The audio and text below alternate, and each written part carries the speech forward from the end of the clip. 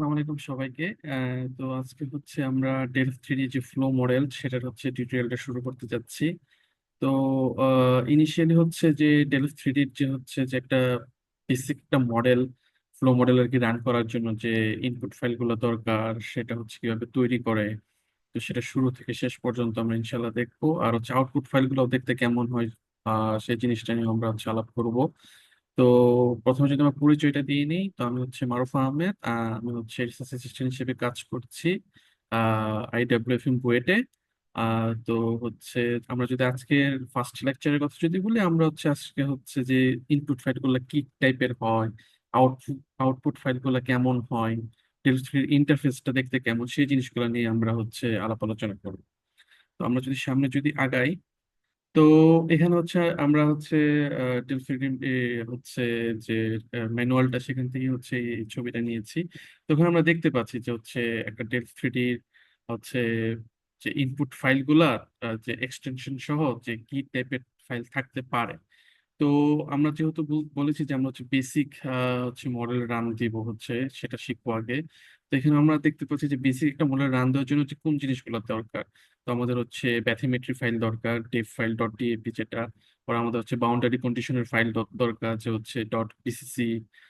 তারপর হচ্ছে আমরা যদি বিভিন্ন হচ্ছে রেজাল্ট যদি দেখতে চাই স্পেসিফিক ক্রস সেকশনে, সেটার জন্য হচ্ছে আমার ক্রস সেকশন ফাইল দরকার ডট সিআরএস। আচ্ছা, গ্রিড ফাইল যেটা হচ্ছে ইম্পর্টেন্ট, সেটা হচ্ছে ডট জিআরডি ফাইল দরকার ডোমেনটাকে ফিক্সড করার জন্য। বাউন্ডারি কন্ডিশনের হচ্ছে আরেকটা ফাইল হচ্ছে আমাদের দরকার ডট টিসিটি ফাইল আছে।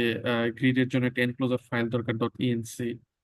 আর অবজারভেশন পয়েন্ট একটা হচ্ছে ক্রস সেকশন ওয়াইজ হচ্ছে আমরা যদি কোনো রেজাল্ট দেখতে চাই, আর একটা হচ্ছে যদি কোনো স্পেসিফিক পয়েন্টে যদি আমরা রেজাল্ট দেখতে চাই, সেটার জন্য আমাদের অবজারভেশন পয়েন্ট ডট ওপিএস ফাইলটা লাগবে। আর বাউন্ডারির জন্য হচ্ছে ডট পিএনডি ফাইলটা লাগবে। এগুলো হচ্ছে বেসিক। আমি আমি হচ্ছে সামনের লেকচার গুলোতে প্রত্যেকটা ফাইল ধরে ধরে কিভাবে তৈরি করা লাগে বা ফাইলের পরিচিতি কি সেটা নিয়ে হচ্ছে আমরা ডিসকাস করবো। তো নেক্সট স্লাইডে যদি যাই, তো ডেল থ্রিতে আসলে কি করে, ডেল থ্রিতে ফ্লো মডেলটাতে আসলে হচ্ছে আমরা আমাদের বাউন্ডারি কন্ডিশন ফাইলগুলোতেই বাউন্ডারি কন্ডিশন হচ্ছে আমাদের থাকতে পারে, যেমন ডিসচার্জ, আপস্ট্রিমে ডিসচার্জ, ডাউনস্ট্রিমে হচ্ছে আমাদের ওয়াটার লেভেল ফাইল থাকবে। তো সেই অনুসারে হচ্ছে মডেল রান হবে।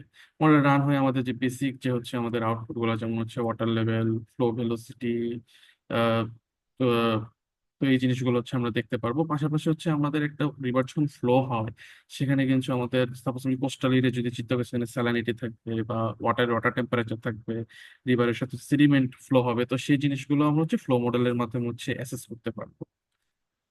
তো হচ্ছে আমরা যখন ডেল থ্রি ফ্লো মডেলের জন্য রান দিব, সেখানে হচ্ছে আউটপুট ফাইল হিসেবে হচ্ছে এই চারটা ফাইল জেনারেট হবে।